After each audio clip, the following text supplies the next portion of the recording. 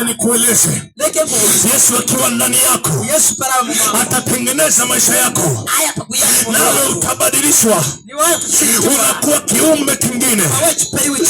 Maisha yako yanabadilika, tabia zako zinabadilika, hata kuvaa kunabadilika.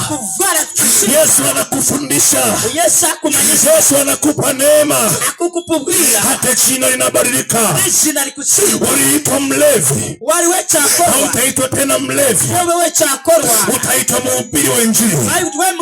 Uliitwa changudoa kahaba, hautaitwa hivyo tena, utaitwa mwimbaji wa nyimbo za Injili. Haleluya, haleluya, haleluya, haleluya. Ninampenda Yesu kwa sababu alinipenda kwanza, akabadilisha maisha yangu, akaponya na moyo wangu. Haleluya, haleluya, haleluya. Nisaidie kumuuliza jirani yako.